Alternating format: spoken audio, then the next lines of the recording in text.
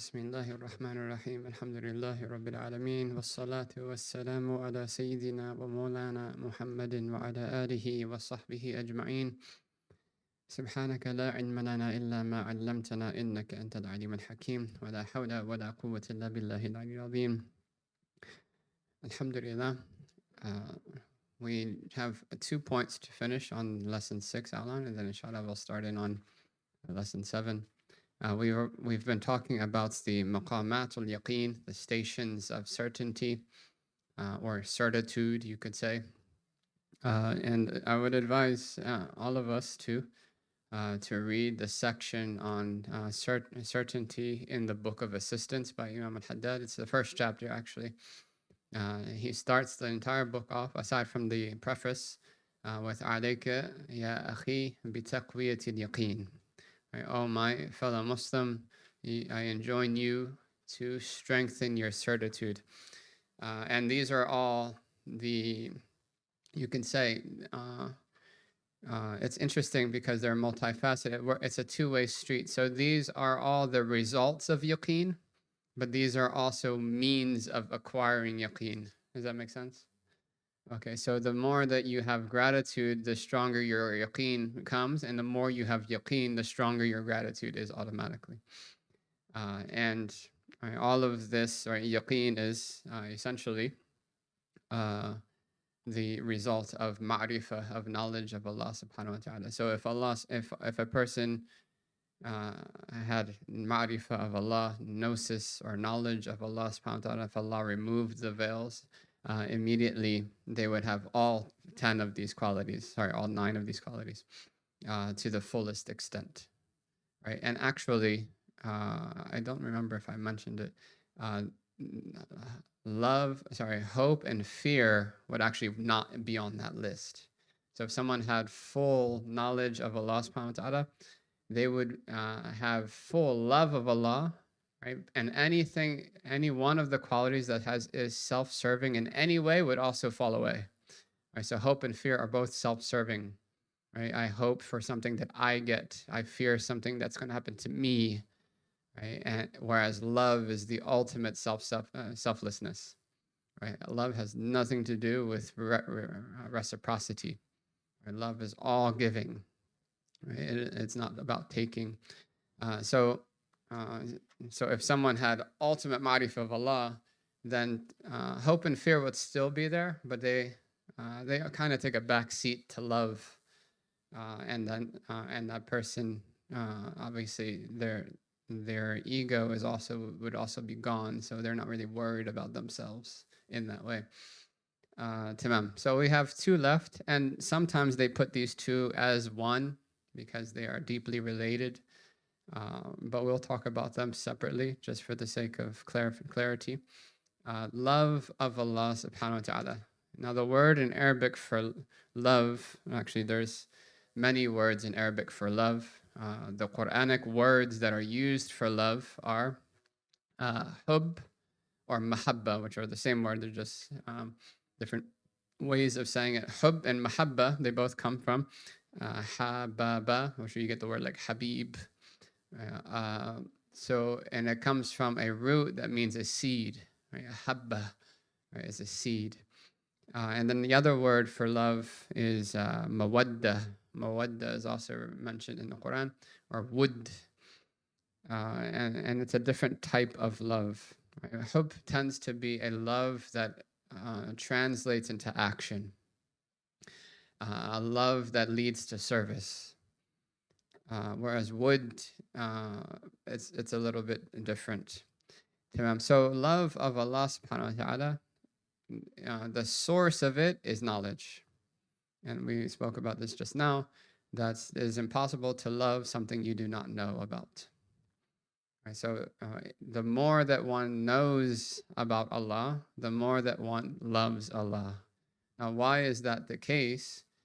Because Imam al-Ghazali, he mentions that people love for 3 reasons, essentially. People love for 3 reasons. One is because of beauty, right? They see beauty, and it doesn't have to be like a carnal beauty. This can mean any beauty.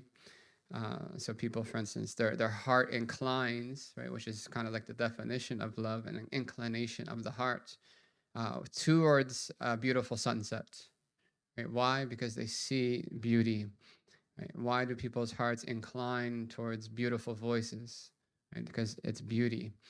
And the soul has an affinity to beauty, because when our souls were first created prior to our bodies, we all heard the divine address, "Am I not your Lord?" And the beauty of that address, right, still resonates in the souls of people. And whenever they hear things that are beautiful in a worldly sense, right, it essentially is tapping into that ancient memory of the soul of that beautiful address of Allah subhanahu wa ta'ala. Right? So the soul inclines towards beauty in general. Right? And this is why when we talk about the Prophet, that it's easy to love him because all of his life is beauty. Right? He is beauty. His character is beauty. His actions are beauty. His words are beautiful. Even the Arabic he uses is beautiful. Right? Everything about him is beautiful. So people love beauty, right, inherently. It is not something that someone has to be told. Right? Immediately, as soon as they see something beautiful, they just pause for a second. It's striking to the heart. And this is why people love art, they love music, they love all these things, because they find in them beauty.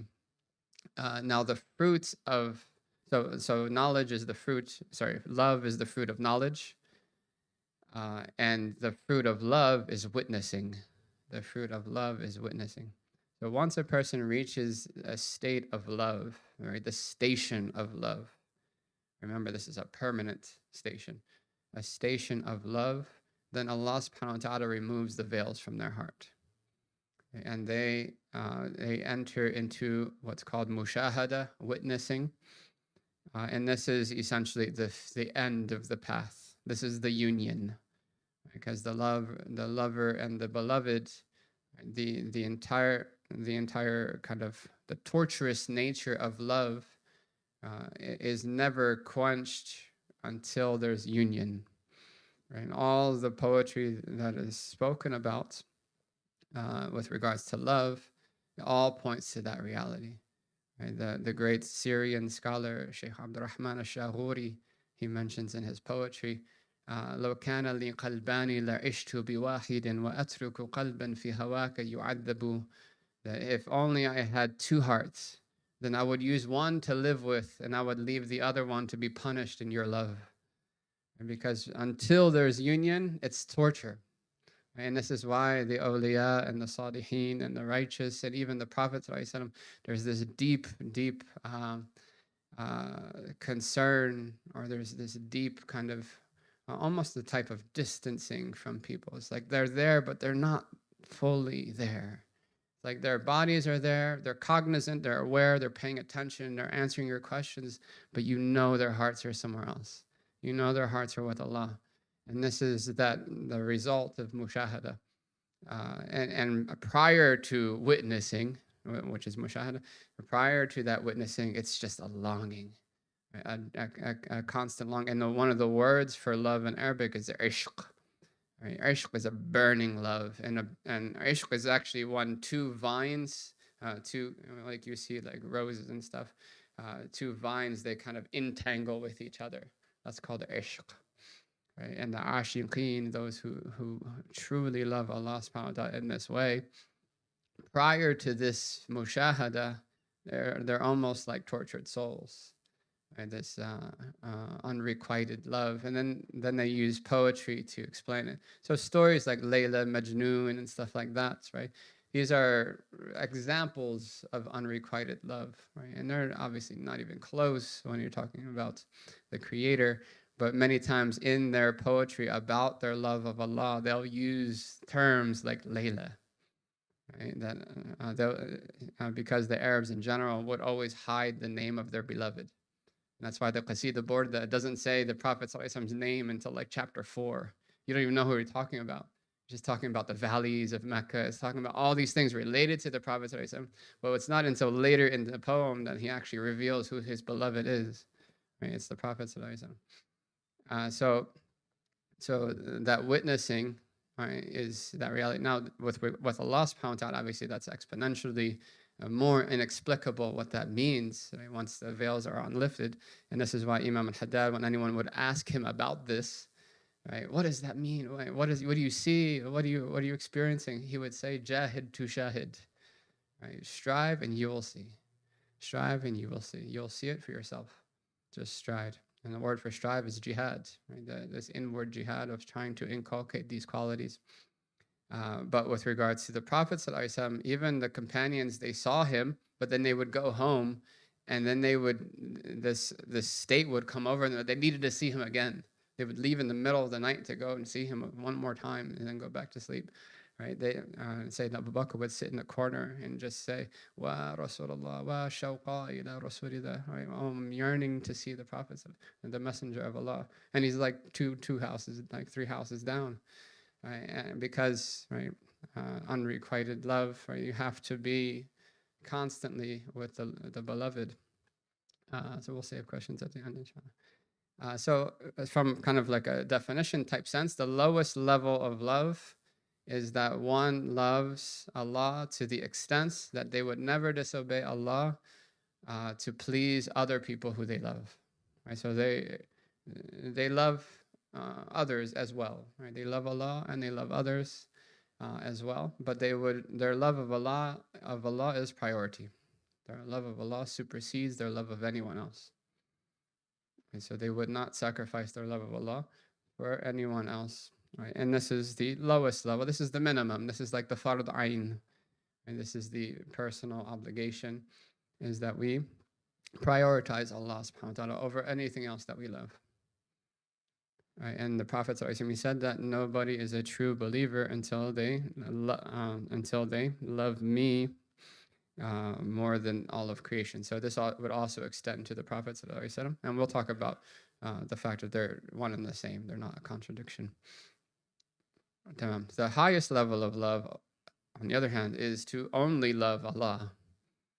Is to only love Allah, and then anything else is loved for Allah's sake. Because you love Allah, then you love that which He loves, right? But the main, or essentially your heart is only filled with one beloved, which is Allah, and then everything else comes in kind of, right, following that tangentially.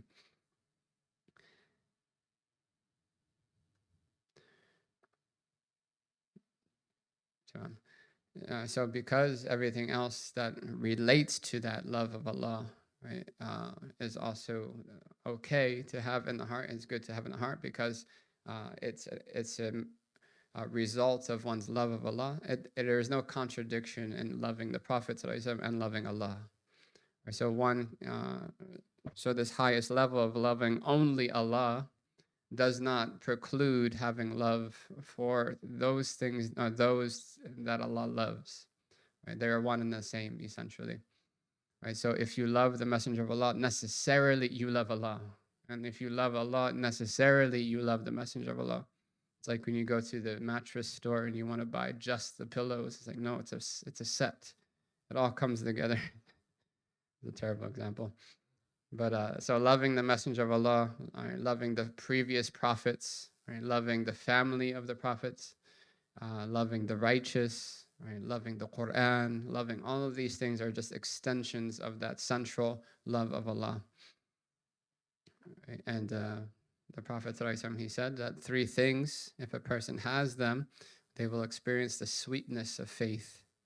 Right? Sweetness of faith ties in with that mushahada that we talked about, witnessing. The first is that they love Allah and His Messenger more than anything else. More than anything else. And the second is that they love their fellow Muslim for the sake of Allah. And the third is that they would dislike to exit Islam the way that somebody would dislike to be thrown in a fire. And that it would be unheard of for them to even ponder the possibility of not being a Muslim. So if they have those 3 things, then they're going to experience their iman. It's not just a mental belief, it becomes, right, an experienced certainty. So this directly ties in with contentment of Allah subhanahu wa ta'ala. Now, we could go into what does it mean for Allah to love His servant, right, to love His creation, right? And that is a long discussion, so we won't go down that path. But inshallah, many of the books, like the Book of Assistance and so forth, in their chapters of love, they talk about those things as well. Like, what is it? What are the signs that Allah loves you? So contentment of Allah subhanahu wa ta'ala, ar-rida. This really implies contentment with all that Allah decrees. And in that poem that we were referencing about the 9 stations, Imam al-Haddad, he says at the end, وَحُبِّ إِلَهِ الْعَالَمِينَ مَعَ الرِّضَى, and to love the God of all worlds, right, with contentment. So for that reason, some of the scholars, they kind of put these two together because they tie in with each other, because contentment is the result of love, just as witnessing is. Right? If a person has love of Allah subhanahu wa ta'ala, necessarily they are content with Allah. Right? But the opposite is also possible, right? That a person, through contentment with Allah's decree, can achieve love. So these are all two-way streets. وحب إله العالمين مع الرضا بكل الذي يقضيه في كل حالته. That to love the God of all creation, along with having contentment with everything He decrees in every situation. Right? With everything He decrees in every situation. Right? حلوا أو مرا, whether it's sweet or bitter, whether it's desirable or undesirable. Right? Everyone has contentment with the desirable things. So the real test of contentment is with the undesirable things. And this is a breakdown that Imam Haddad talks about, and he's kind of abridging Imam Ghazali for us. And this is one of the benefits of Imam Haddad, is that his works are kind of step ladders towards the works of Imam Ghazali. So he says that there are, with contentment with regard to the divine decree, that it can apply to things that are desirable. So things that you want necessarily. So for instance, your provision, you have a nice family, you have a home, you have food, you have drink, right? You're healthy. All of these things are part of the divine decree. That if they are the case, then that's because Allah willed it and chose it and brought it into existence for you. Now, he mentions that it would be inconceivable for someone to not have contentment with this, because it's what they want anyway, right? Except if they compare themselves to somebody who has something better. It's the only way that they can fall into discontentment in regards to these things. And the Prophet ﷺ warned us about this. He says that with regards to dunya, to worldly things, that we should always look at those who have less. With regards to worldly things, we should always compare ourselves to those who have less. Right? And the result of that would be gratitude. Right? But with regards to religious things, we should always compare ourselves to those who have more. Right? And that breeds humility. It's like, oh, I memorized, right, this much Quran, or I did this, or I know this many hadith. Right? If you compare yourselves to your teachers, right, and their teachers back, it's almost like part of the chain of transmission. Right, imbibes humility in the student. And I used to think about this before. It's like, how can these great lecturers and scholars and all these people, how can they not have arrogance and pride? How is that possible? And then it wasn't really until after going to Tarim, to Yemen, to study, that I kind of figured the answer out. They're comparing themselves to their teachers. Right? And their teachers are just as humble as they are, because they're comparing themselves to their teachers. And it goes all the way back to the Prophet ﷺ.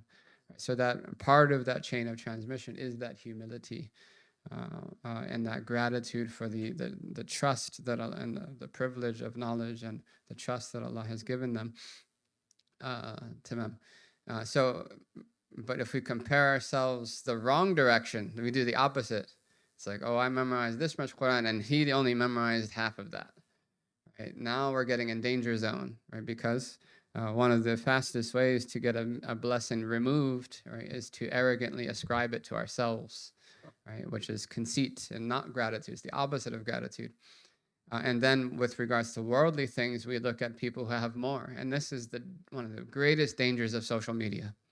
One of the greatest dangers of social media is it imbibes in gratitude. Very subtle.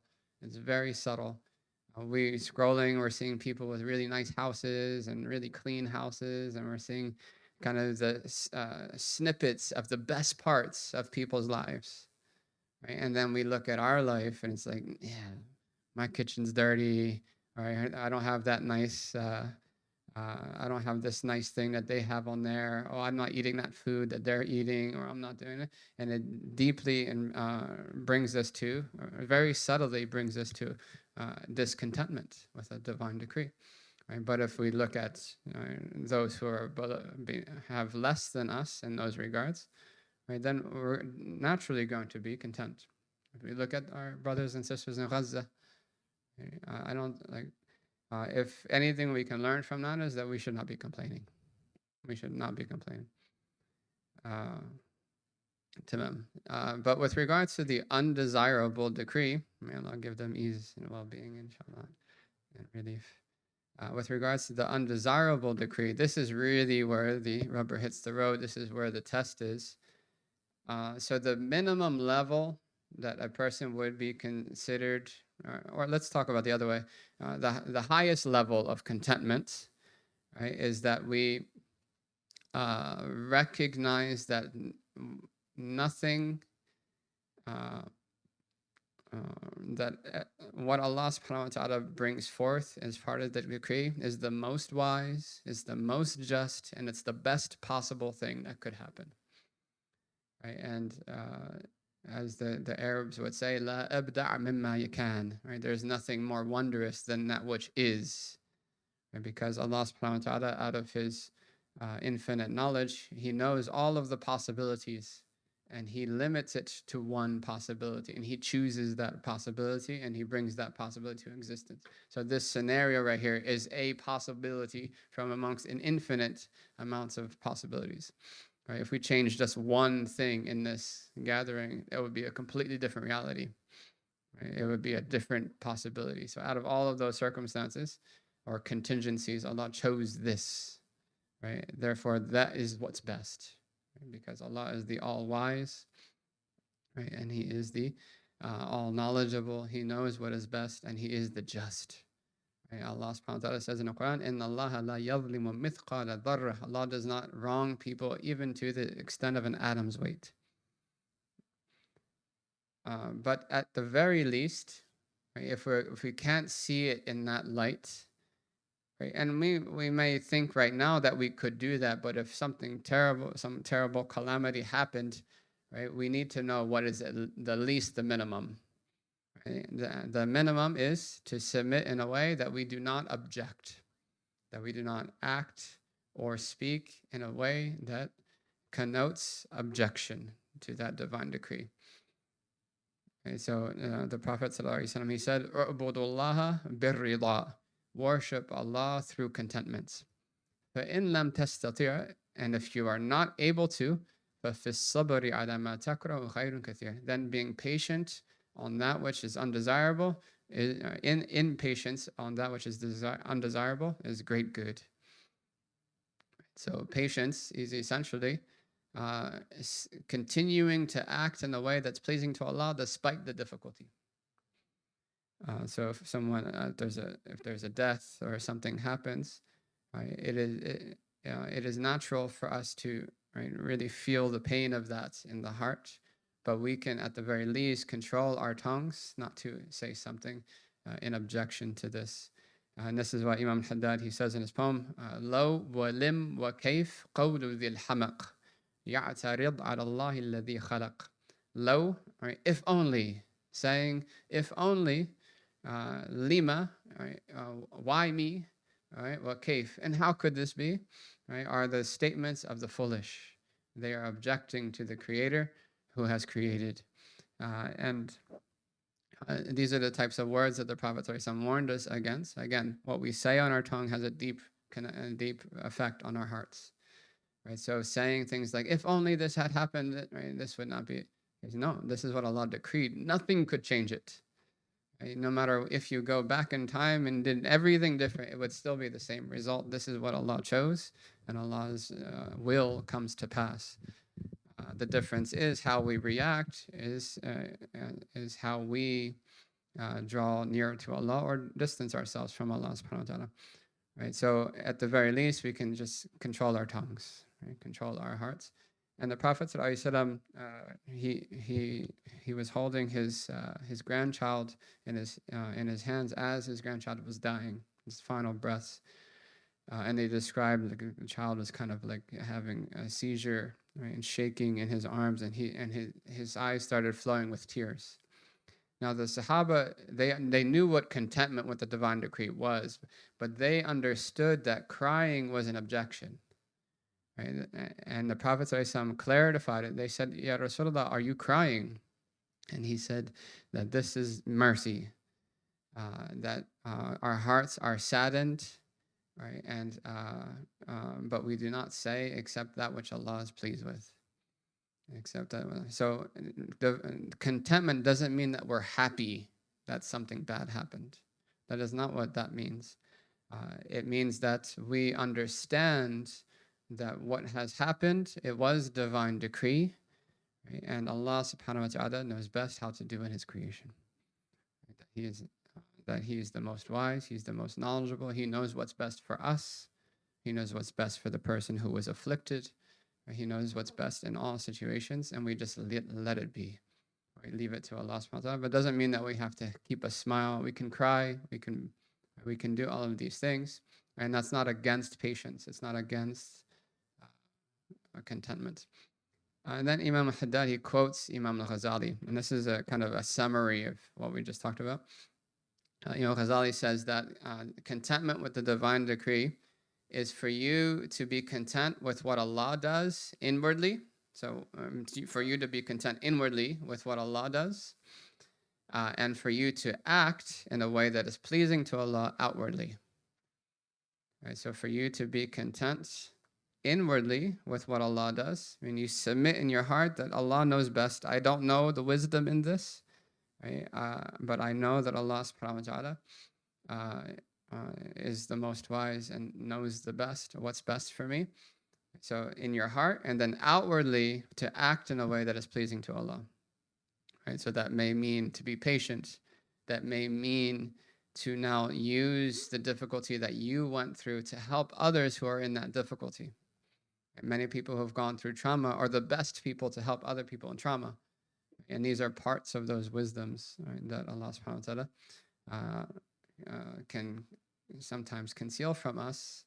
But if we were really deeply reflected, we might see some of these things. Tamam. So we ask Allah subhanahu wa ta'ala to give us love of Him and love from Him and love for all that He loves, and to remove from our hearts love for anything that Allah does not love, and to allow us to be content with His decree, the bitter and the sweet of it, so that we draw near to Allah subhanahu wa ta'ala and those veils are removed, and that we can witness our beloved, and that we can live a life that is pleasing to Him subhanahu wa ta'ala. Wa sallallahu alayhi wa sallam. Inshallah, does everyone have the outline? Lesson 7? Yeah. Sure. Okay. Does anyone need it? No? Okay, cool. Tamam. So we have like 10, 15 minutes. We'll save the questions for the next session, inshallah. For the students, we can take it on Monday, inshallah. Just write your questions down. I just wanted to kind of do the intro to this next topic because it's good to set the stage, and then we can think about it through the week. And then when we come back, we can come back with our questions or anything that we're hoping to get answered in the session. This was a session that we were doing a few years back as part of the Halal and Haram program for firm foundations. It was just touched on very briefly in that. Uh, but as we were going over the curriculum, Sheikh Yahya felt that it was really important to kind of reiterate these things as well. And I agree 100%. These are things that a lot of people struggle with. And over the years, I had the privilege, but also the burden of answering people's fatwa questions through Seeker's Guidance. And many of the questions related to this topic. I would say probably more than 50% related to something to do with this idea of khawatir, thoughts, or waswasa. Right? Waswasa being, we'll define that later, being kind of misgivings or doubts that the devil puts in the hearts of people. Waswasa comes from the word to whisper. It's one of those words. I forget what it is in what's the English word for a word that has a sound? Is it onomatopoeia? Oh, it's a big word. It's so like meow, right? Meow is what is it? Onomatopoeia. Right, so waswasa is like that. It means to whisper. And that's why we wanted to reiterate this. This is obviously more detailed than that would have been. So through this, we wanted to talk about the khawatir, which are thoughts, right? So, and thoughts in general are seen as involuntary guests that come to your brain or to your heart, and you are not accountable for them. You are not accountable for them unless you open that door and entertain those thoughts to the point where they become your ideas, your thoughts, your opinions. Then it becomes accountable. And this is, a lot of people express this as a difficulty, that they feel that they are culpable for bad thoughts, that they are somehow at fault for them. Right? And the scholars are very quick to explain that that's not the case. Right? Just like you live in your home and you can't stop who comes and knocks on the door. You can't stop it. You're not accountable for that. Right? But what to do after that, this is where we want to have some clarity, because if we do open that door, right, and allow those thoughts to kind of pervade our own opinions and stuff, then we can reach a point to where we are accountable for those thoughts, whether they be bad opinions of other people, whether they be or whatever they may be. So that's an important point. The second is to be able to identify the source of those thoughts. Right? And I don't really know anyone outside of the Muslims who speaks about thoughts in this way. Like, I've read a lot of things about psychology and in research for some of about waswasa and so forth. Make dua, I'm trying to write something with regards to waswasa. It's just been taking a long time to do research on like the psychological side, right? The science of psychology with regards to OCD and stuff like that. But I haven't really found anyone who spoke about thoughts, right? Doubts, yes, but not thoughts in this way, right? As far as the source of thoughts. But Islamically, we understand that there are essentially four possible sources for thoughts. Right? One, and I put this in this order only because I didn't want demonic to be on top of divine, right? So I put divine at the top, right? Usually they put it in a different order. It kind of bothers me, so I put it this way, right? Kind of like heaven to hell type of it. Kind of demonic's on top. Oh man, I changed all my notes. Sorry. You guys can put a line. All right, so what's the order on there? Demonic then? Okay. Okay. So we'll do it then in that order, just because you have it on your notes. So demonic thoughts are thoughts from the shaitan, right? And that links with the next part, which is waswasa. Right? So these are thoughts that are introduced to the heart or the mind, right, via the devil himself, right, shaitan, or his kind of minions, right? These other demonic beings we call jinn, right? The evil jinn are called shayateen. The good jinn, right? There are Muslim jinn, so not all jinn are bad. The second is the personal thoughts, right? Nafsiyah, that they come from ourselves. Right? And we'll define them a little bit more. So they come from ourselves as a result of kind of what we've gone through the day and stuff like that. And all the same thing relates to dreams as well. The same things relate to dreams. Then there's angelic thoughts. So the angels can kind of introduce these things to our hearts and our minds. And then there are thoughts that are directly from Allah. You could kind of see it as a type of inspiration. Right, so let's take one by one. I think we have time to at least cover these, and then we'll leave the rest for the next session, inshallah. So demonic thoughts, if we were to kind of explain, how do you tell the difference between them? Because each of them has their own distinction. So if we look at the pair, right, demonic thoughts and personal thoughts, they're very similar, but they do have distinctions. So demonic thoughts are thoughts that are introduced to the heart that are sinful, right? That incite one to do something sinful. That incite one to do something sinful. As far as having the thought, that's not what's sinful, right? But the thought may be like, oh, I should say this back to that person, right? Or the thought might come and say, oh, they're showing off, right? Just the thought just comes to your mind, they're showing off, right? And then that could lead to you adopting that as your own personal opinion, and now you have an ill opinion of another person, right? Ill suspicions, su'ul dhann.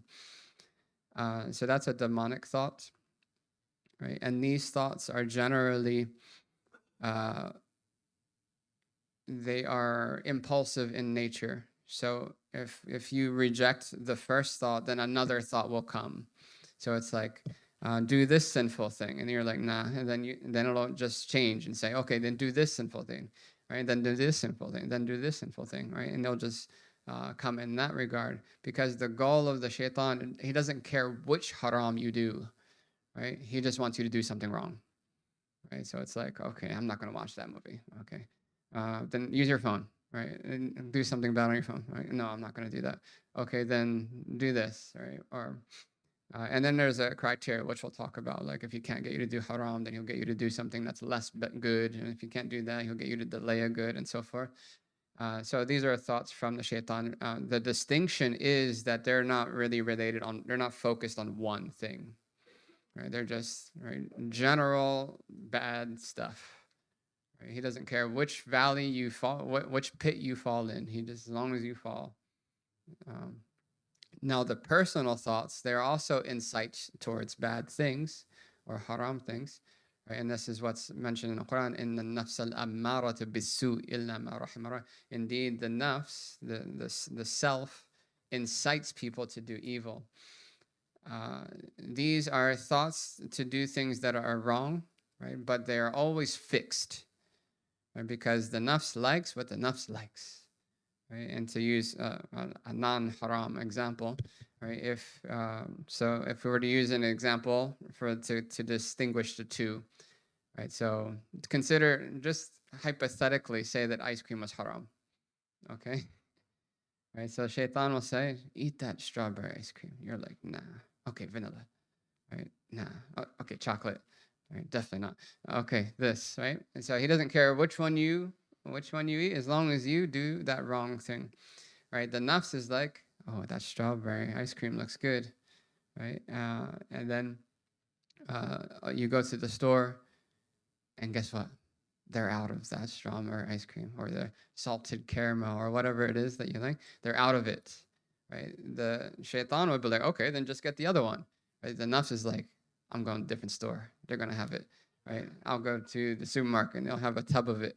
Right? The nafs wants what it wants, so it's always focused on one thing. So, and if we take it into a real scenario, for instance, if the nafs is inciting one to watch something that is haram, right? Yeah, it'll keep pushing on that one thing, right? Like, no, you should watch it, right? And then later on, you'll have the same thought, you should watch that thing, right? And then later on, you have the same thought, watch that thing. It's just keep pushing to that same thing. Whereas shaitan doesn't care. Right? It's like, okay, you're not going to watch something haram, then say something haram.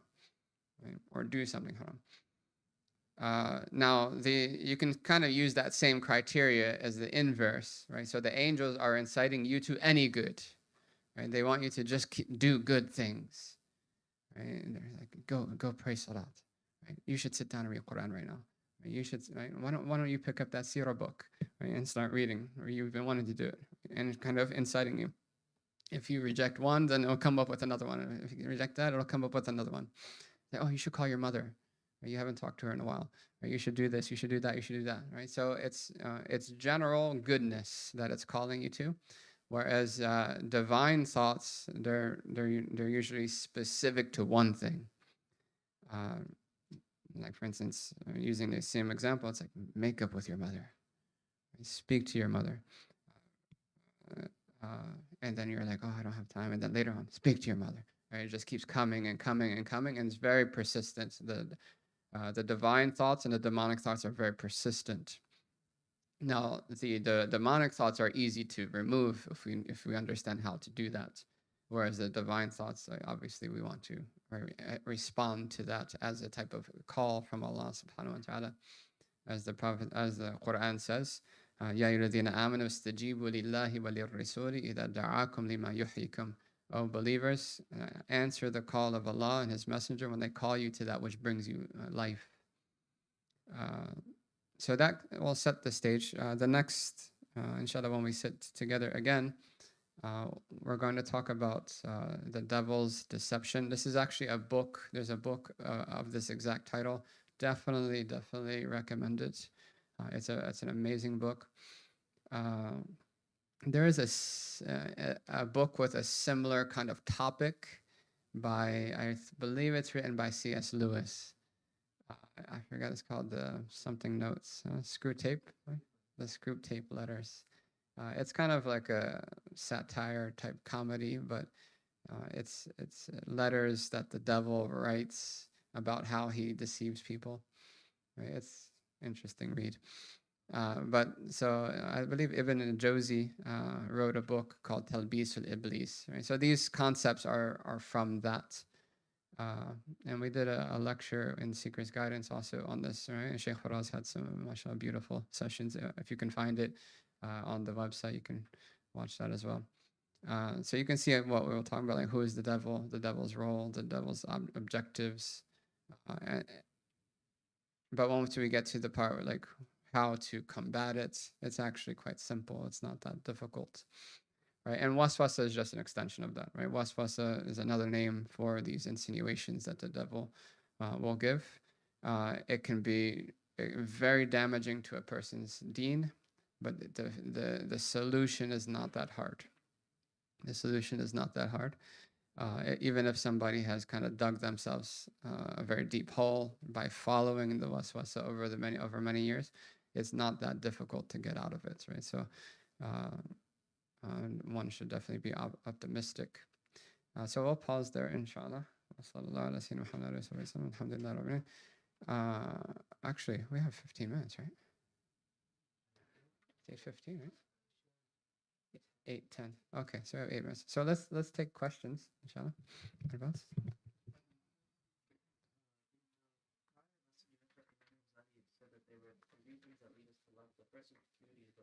Oh, I didn't finish the list. All right. So Imam Ghazali said the three things that people love for is beauty is the first one.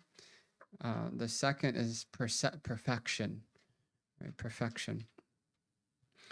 And the third is kindness or favor. Someone does something good to you, and naturally your heart will incline toward that person. Right? If you perceive perfection, so perfection in a dunyawi sense could be, right, somebody's a master at something.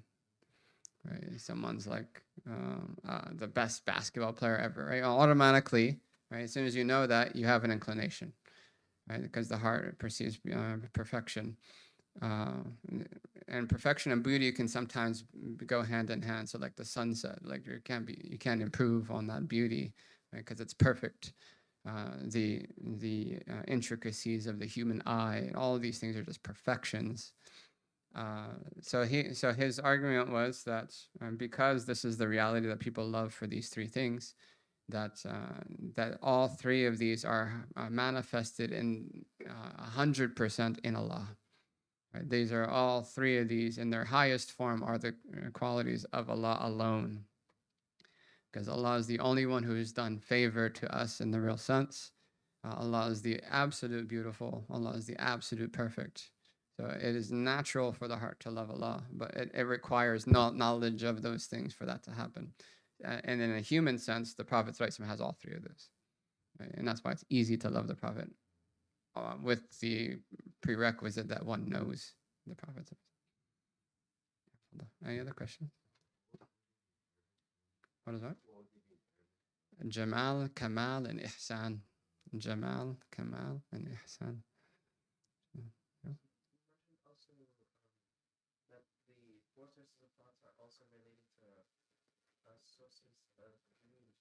Yeah, the similar things can be related to dreams. So, for instance, you can have demonic dreams. So, shaitan kind of gives you kind of demonic thoughts while you're sleeping, right? And then, right, Sheikh Yahya spoke about this in the Mawlid talk. That the response to that is to not speak about it, right? To seek refuge in Allah when we wake up, and then to not mention it to anyone, because that would add fuel to the fire. One could have personal thoughts, just saying all day you've been doing one thing, like at work or something like that, and you have a dream about it at night. Right? A really weird point. If you eat a lot of cheddar cheese, you'll have weird dreams. Just try it. Try it. Right? That's your homework for this week. Angelic thoughts, right? Just in general good dreams, just general good dreams, right? And then right, divine thoughts could lead to like a very specific good dream, like for instance, the vision of the Prophet sallallahu alaihi wasallam in the dreams, right? So, sisters, any questions?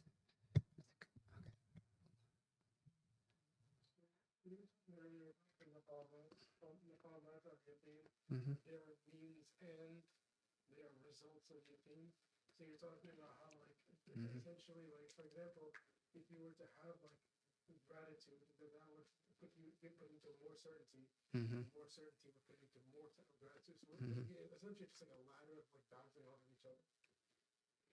Yeah, I guess so. Yeah. Yeah. They feed into each other, yeah. So does that mean that like, a person could achieve full certainty by only like developing even just one of those out of those nine? No, not full certainty, relative certainty, because like they're all together. They would make full certainty if you look at it in like a mathematical kind of way. And the same thing applies to the heart. So, for instance, a beautiful heart would lead to beautiful good deeds, right? But making yourself do beautiful deeds for the sake of Allah will purify your heart, right? So it's a two-way street as well. Yeah. Yeah.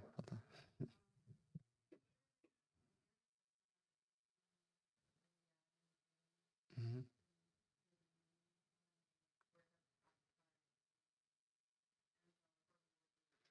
That definitely would be of the angelic divine section. And which would depend on the dream. But anytime, like even if you have like a frightful dream and there's righteous people in it, it's a good dream, right? Even if it makes you feel uncomfortable or something in the dream happened that wasn't so good, the fact that you're seeing the righteous in your dream is a good dream, right? Now, what that means, right? It's almost like it's a type of science, and there's a type of mastery, a passing down of how to interpret dreams. I wouldn't suggest just asking ChatGPT what your dreams mean. There's a general caution with regards to dreams that when they are interpreted, that's kind of what happens. And that's how it ends up being. And this is why we don't speak about bad dreams. But the specifics of which one it would be, but definitely it's a good dream. It's definitely on the good side of things. Yeah. Ada? Sorry, get the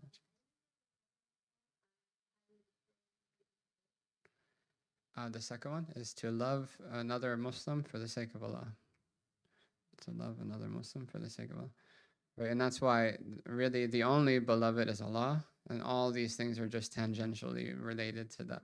So the Prophet said in Hadith in Tirmidhi that love Allah because of the blessings he nourishes you with, literally the translation, and love me because of your love for Allah, right? And love my family because of your love for me.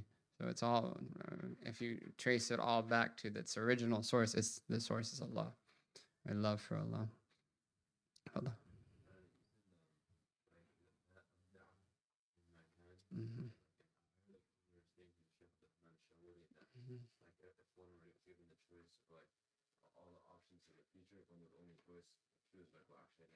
Yeah, the awliya, they're described that way. That if they were to give a choice, if they were to be given a choice to change what happened, they wouldn't, because they knew that what actually occurred was the divine decree, and they would. That's what they wanted. Sheikh Hamza used to mention this. I believe I forget the source that he was quoting from. That's that one of the definitions of the saint or the righteous person, the wali, is that if they're in the shade, they don't want to be in the sun, and if they're in the sun, they don't want to be in the shade. They just want to be exactly where Allah put them.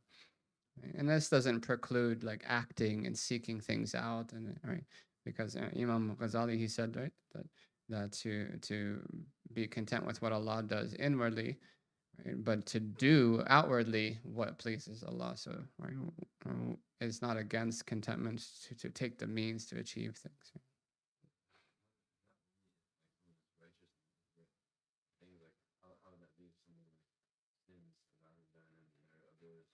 Yeah, that's very deep esoteric stuff. um, yeah, that's a heavy topic to go into. Even that,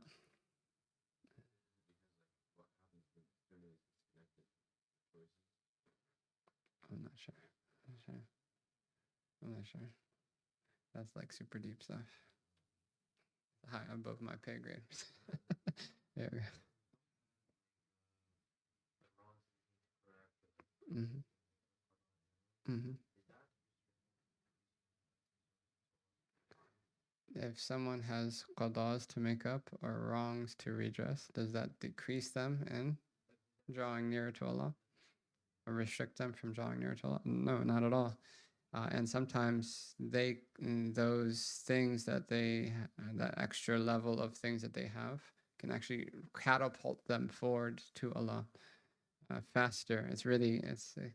So Ibn Ata'illah, a secondary great Egyptian scholar, rahimahullah, he got a little bit of flack from some other scholars for a statement that he made in one of his aphorisms. He said, perhaps a sin that yields humility and brokenness is better than a good deed that yields arrogance and exaltedness. So they're like, how could you say that a sin is better than a good deed? Right. So they kind of took his words out of context and gave him some flack for that. But it is very possible that a person has a very low point in life, and that outwardly, and then that low point brings them to a state inwardly that catapults them forward. That had they not done that sin, they might not have acquired those qualities inwardly. So when people kind of realize, and this is what happens when people seek knowledge, that there's this automatic realization of previous deficiencies and falling short. And then it's like, oh my goodness, my whole life I've been doing. Right. Sometimes it's like you just consult because maybe you don't have to make up those prayers, or maybe you don't have to do. Right. But if someone realizes that, then that could bring into their heart a state of humility that they never had before. Right. That had they not done those things in the past, that they would not experience that brokenness, because the qualities of the heart are more important than the actions of the limbs. So it's kind of paradoxical. If you look at it purely theoretically, it's like, man, how could that be? And that's kind of what the scholars were giving flack to Ibn Ata'illah that for, because they were thinking about it completely theoretically and abstractly, kind of a fiqh mindset, right? But no, the realities of the heart is, sometimes they can be achieved, right? Even when someone falls short and they do sins and stuff.